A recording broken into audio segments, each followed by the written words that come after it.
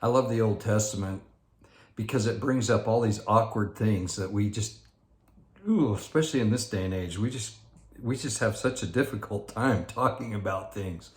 So the Old Testament just kind of throws it at you, and we're getting into that stage of really interesting things, dynamics of a family and covenants and blessings and who receives them.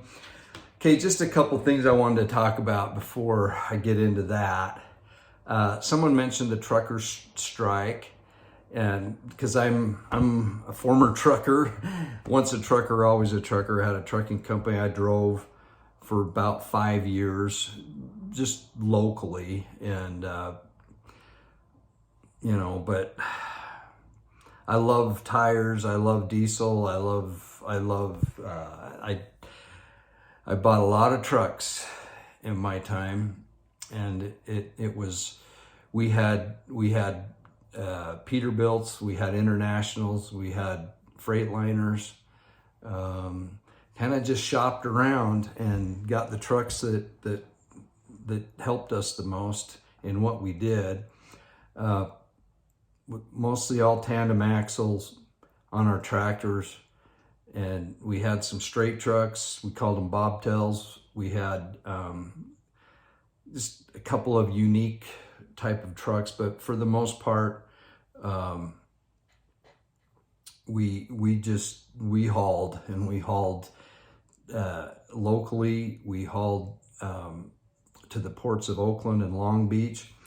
I get the trucker thing in Canada, but in the States, we don't have that mandate, and the vaccine mandate, which is huge. And Canada does, and it's just not a good thing. You'll notice that people who operate equipment, pilots, truckers.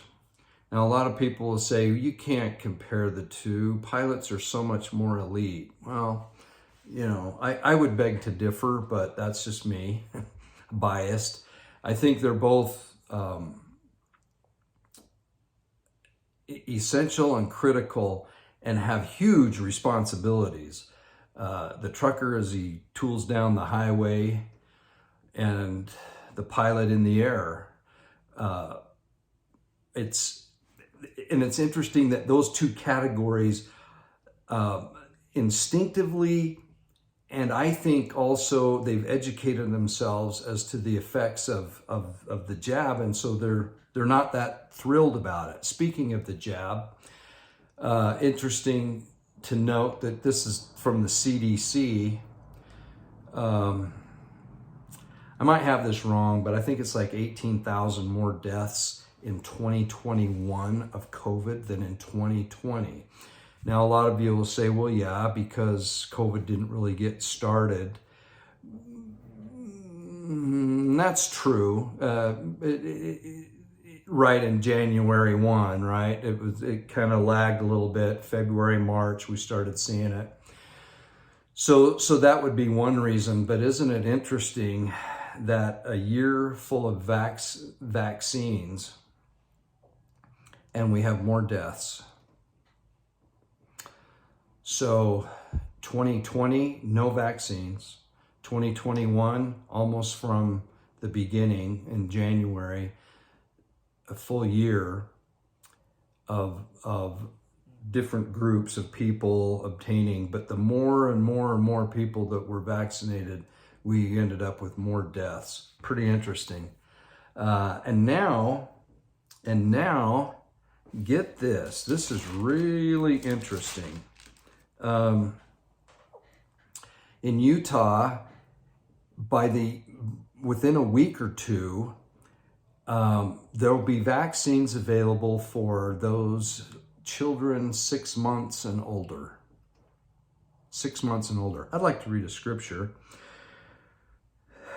Therefore, they turned their hearts to the sacrifice of the heathen, in offering up their children unto these dumb idols, and hearken not unto my voice.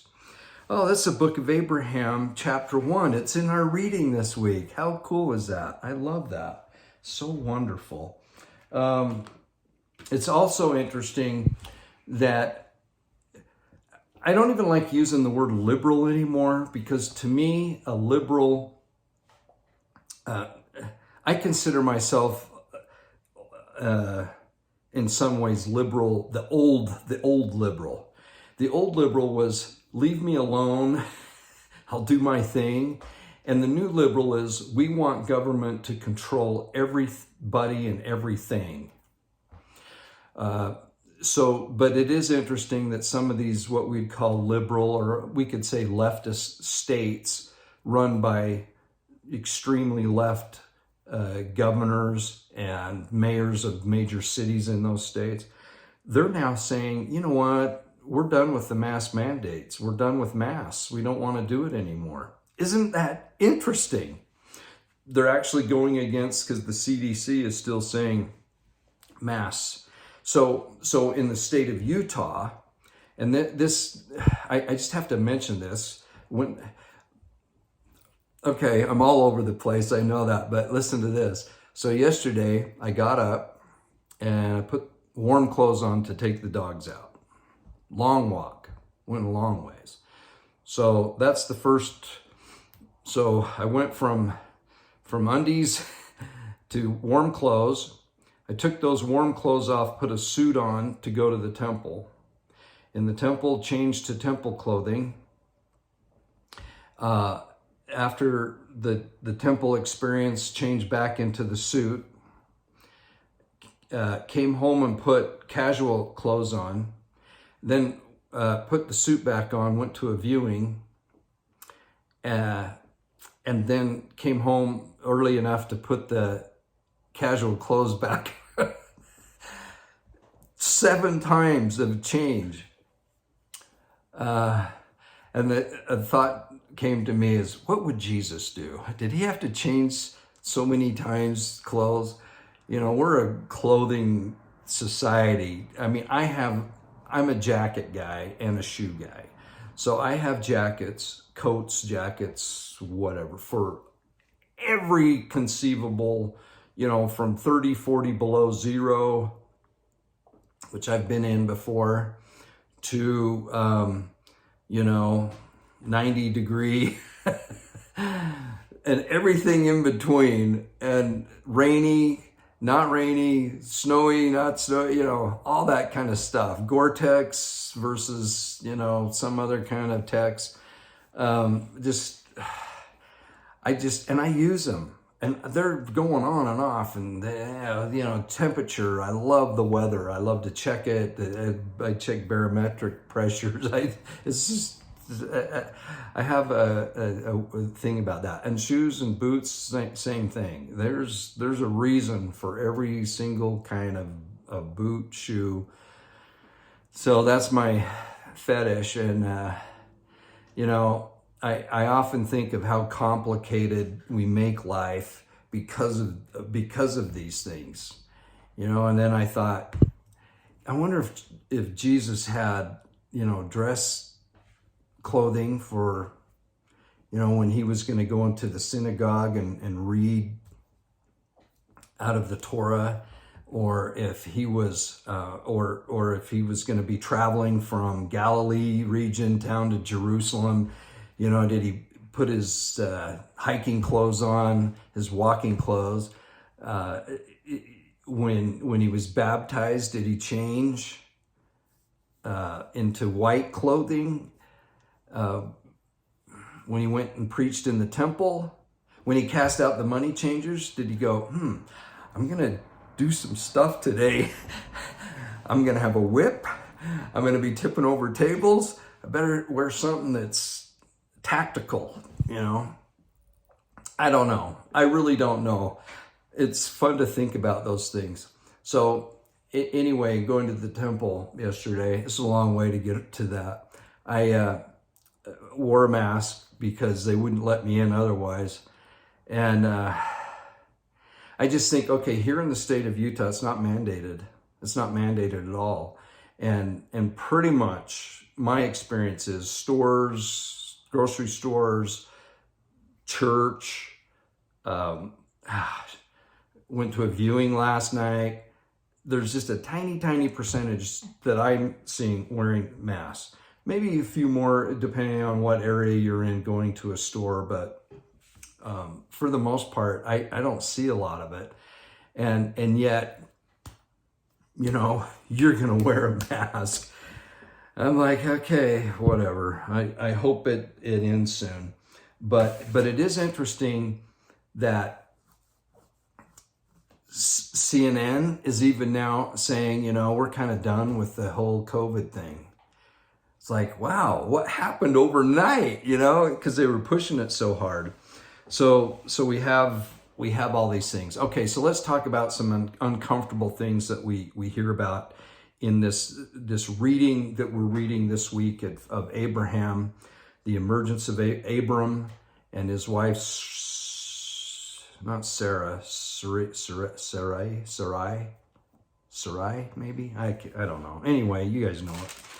And we have the first 2 chapters in the book of Abraham, Pearl of Great Price, and then we have the few chapters in the Old Testament.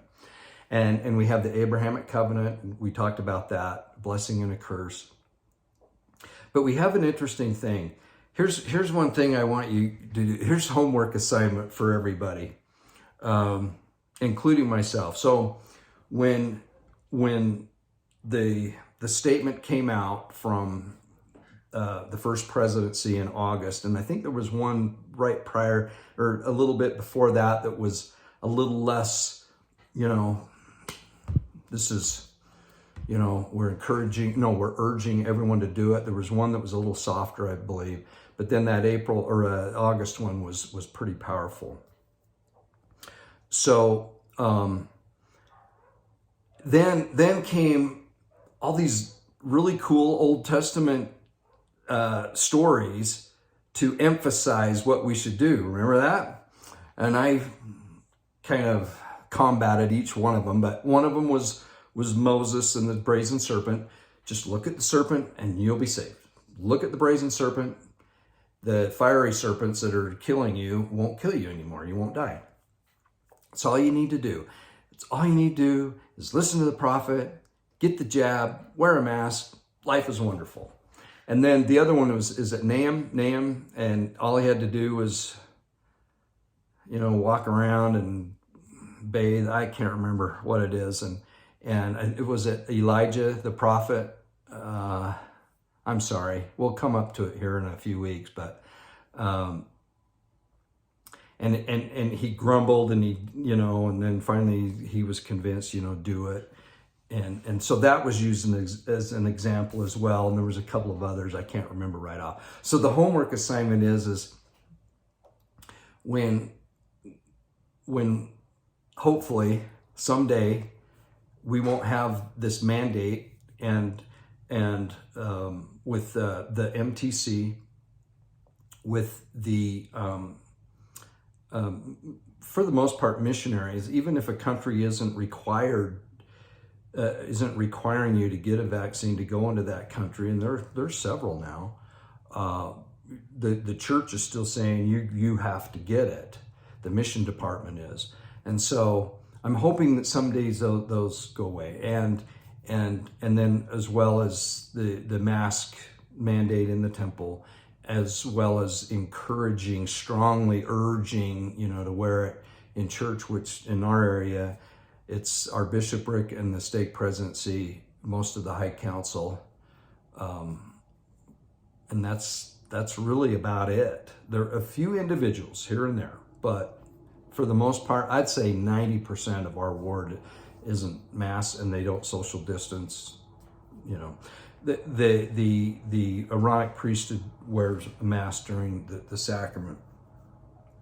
So, and these poor kids that are having to do it in certain areas or school, which Utah isn't one of them. So I'm thinking, why are we doing this? So when that day comes, when they switch, and I'm being hopeful, when it switches and it's no longer that, what Old Testament story are they going to use for the reason to rescind all this? Now you could say, well, the virus isn't around anymore. Really? There's always been viruses. Always been viruses. Well, I shouldn't say always. For hundreds of years, there have been viruses. And so, do we not worry about that anymore? But there'll be an Old Testament story, and there's some that may be right here that we're studying now. So Abram enters Egypt. Isn't it interesting? He goes from Ur, where they're worshiping multiple gods, and then he gets to the land of Canaan, but if there's a drought, he goes to Egypt, and then he's into another country that worships multiple gods. But his wife is very attractive, and he goes, you better be my sister and not my wife on this one. So he lies, tells a lie. And it's interesting, the Old Testament version, Genesis version, he does it, and in the book of Abraham, God tells him, Jehovah tells him to do it. So, I don't know, it's kind of cool. Then you have him getting old, and he hasn't had any offspring. He wants offspring, and his wife wants him to have offspring, so she gets the Egyptian slave, Hagar. I always think of Hagar, the horrible. I shouldn't do that. But Hagar, and they have a child, she and Abraham, and that's Ishmael. But Abraham's promised that it's not just a metaphor and not just like an idea, and people that believe in what your God, that they'll be as numbers of the sand of the seas. It was like, literally, you're going to have a child. And we'll get into that a little bit later, but they do, and they conceive, and he laughs. He's like, what the heck? I'm 100, she's 90, and we're going to have a baby. It's awesome. So you have these just kind of awkward things. And we just went through an awkward one. And well, as Abraham is telling the kind of the history of Egypt and how it came about. So you have Ham, who disrespects his father, or it's really hard to pin that one down. He sees him naked and tells his brothers clothe him, but Ham's like, whoa, I can't unsee that 400-year-old guy naked. I don't know what the issue, that there's some really disturbing opinions on what this all meant, but whatever it is, Noah cursed him, okay? And then he ends up in marrying, this gets kind of confusing. It's like there's two Egyptians. There's his wife and his daughter, which I can see that. And then the one is the discoverer of the land of Egypt. They have a son, Canaan, who ends up going and having the land of Canaan, which then Abraham is promised, the land of Canaan, which becomes the land of Israel. Interesting thing on that, the land of Canaan, they found a Canaanite city that's the gateway, pretty almost intact, because it was like filled with like debris, like a flood or something, and it was filled and preserved, the arch and everything, and the gateway into the city. And this is up in the northern part of Israel, and I've seen it a couple of times. It's so cool, and they have this canopy over it to protect it now. But this Canaanite city, this is ancient city, that, Abraham came into, and the Canaanites. So then you have this other awkward thing about this curse continuing through Ham and Canaan, and the curse of the priesthood. And it's there. You got to read it and you have to understand. And then you're going, so then they have a son, which it's either a title or it's the name of Pharaoh, and kind of like Nephi. Remember reading the Book of Mormon, and then all the other guys were named Nephi after them that became their leaders for a period of time. But anyway, you have Pharaoh, who is said that he was a righteous man, and he fain claimed the priesthood through Ham. But then we see that lineage didn't get that somehow. So how do we deal with that? How do we talk about that? Well, what we do is we throw Brigham Young under the bus. That's the best thing to do. He's dead and gone, and that's the guy we blame for everything. I don't have any answers on this. And this is why we study the scriptures. It's the key to navigating through this. I personally don't have a problem with the somewhat, to us, strange things that happen in the Old Testament. The more I read them, the more I come to accept them and understand them somewhat. That the Lord had to work through certain people at certain times for certain purposes. And the more I read that, the more I get it. And it makes sense to me.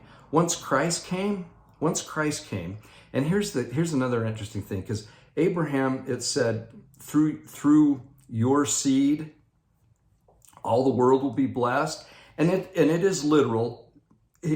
Through Isaac and then Jacob, and then boom, it goes. But think of who came out of that seed was Jesus Christ. So these classes I've been taking from these Messianic Jews, when we go back to Genesis chapter 3, verse 15, 16, where it says, I will put enmity between thee and the seed of the woman. When it says seed, quite often they think in their mind Jesus Christ. And they do the same with Abraham. A dual meaning, not only posterity, countless, but specific in that Jesus Christ. So when Christ came, that's when, in my opinion, any cursing is gone. Any priesthood, whatever, because Christ told his apostles and commissioned them, and I suspect laid his hands on their head and said, go ye into all the world. It's time. Open this baby up. Open the walls up. Open the gates up. The gospel is going everywhere. And so if you read the intellectuals, the BYU papers and all that, they'll say, well, Brigham Young came with all this preconceived stuff from other kind of Protestant thinking, that there was this curse and it justified slavery and this and that. That could very well be. I don't know. But in my heart, and as I read the scriptures, there are definite blessings and curses and all these weird things going on in marriages and this guy sleeping with dad's other wife, and you have some interesting things going on. Definitely wouldn't be a G-rated or even PG. It would be something bigger than that. If we actually watched, the things we read in the Book of Mormon and in the Old Testament Bible, in the scriptures, let's just say in the scriptures. So with this going on, we get to the seed, Jesus Christ, and that's where everything changes, in my opinion. And from that point on, it should have been. Now, we have it in our history. Sorry about the dogs out there barking.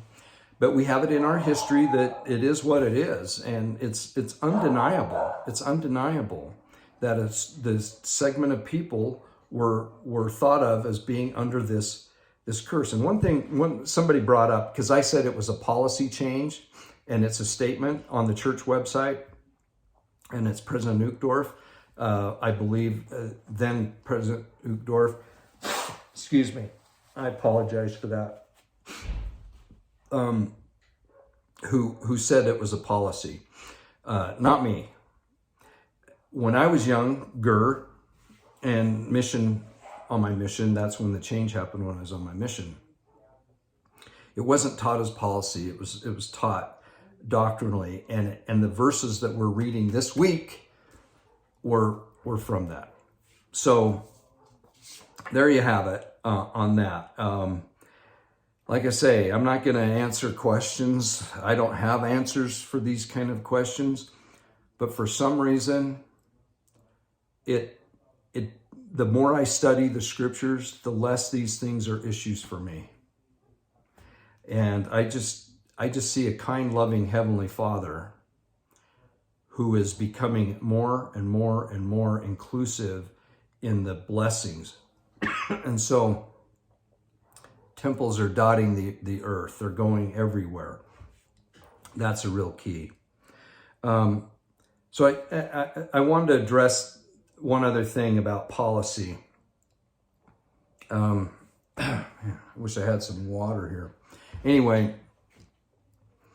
I mentioned that the vaccine, the current one, it doesn't qualify as policy.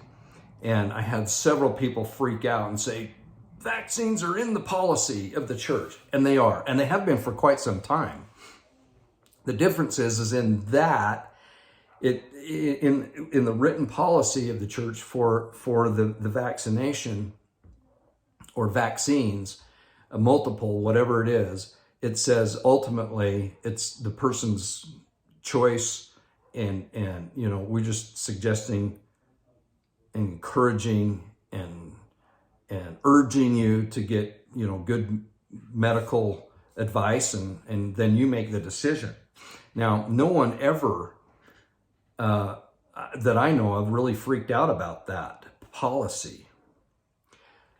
This new version of it with the COVID, not the new version of the policy, but the new idea of saying that you're not following the prophet unless you get this, which happens. It happens a lot. I promise you, if it hasn't happened to you or affected your family, that's a thumbs up. But most families have been affected by this one way or another. That's different. That's way different than what the policy says. So this is a different thing. And that's what my point was in a couple of videos back. So I've had a lot of people say that it is policy, vaccines, which is true. And if this current vaccine just would fit into that policy, no worries. Nobody would even say anything. We wouldn't even have this discussion. We wouldn't even have had this discussion. We wouldn't have had any division, because that's been in there for forever and ever and ever. And missionaries going foreign, most of them have had to have several kinds of vaccines, right? It's just the way it is. We had presiding over a mission in the States, in Utah, Sue and Sue handled more of this than I did, but we had several missionaries that came from families that weren't all excited about any kind of vaccine, and they needed to go stateside. So what? Who cares? They had great missions. They were great missionaries. It was totally cool. Nobody said it did anything. It wasn't an issue. We were made aware of it because of, every year there'd be like a flu vaccine or this, and they just said, no, I'm not doing it. Okay, fine. I did it one year, the first year I was in. I think I mentioned this, and I got so sick. with that flu size, but okay, I'm done. I'm not doing it anyway. So, okay, so I think I took care of that particular issue. And clarification. So I hope I clarified that yes, I'm totally aware of the policy concerning vaccines, that it's up to you as an individual whether you get them or not. But the church supports them and they're fine with it and everything else. But ultimately, you have a choice. That is how, in my opinion, how nothing else needed to be said, and we never would have been here where we're at now with this divisiveness. So,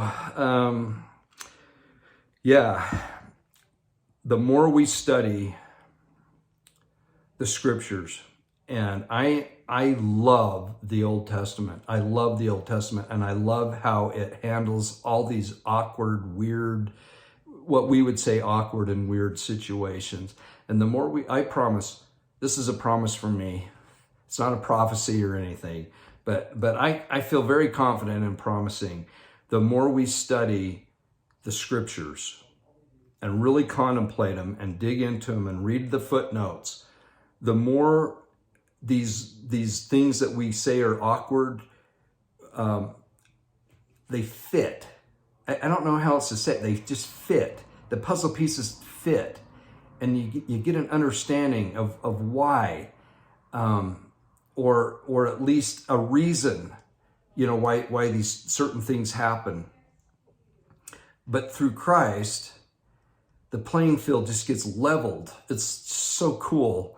And that's, to me, is the turning point, where a lot of this Old Testament type of thing, not the Torah, not the law, not the 613 laws and all that. I'm not talking about that. I'm talking about just, people being cut off.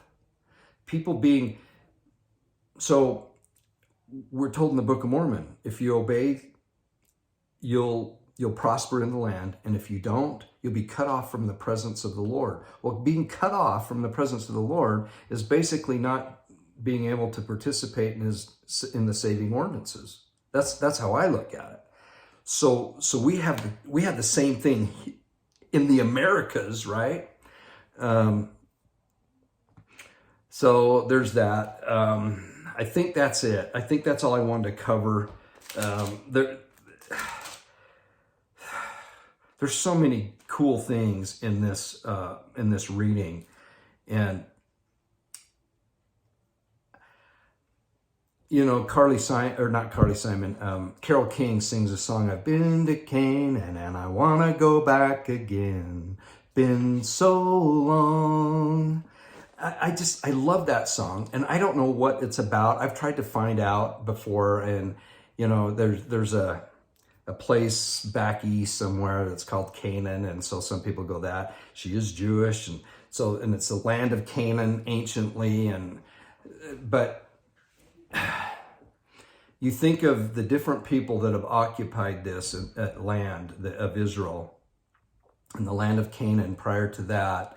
And then the interesting thing the Lord had his people do as they came into that country to occupy it, take it over, and we'll get more into that.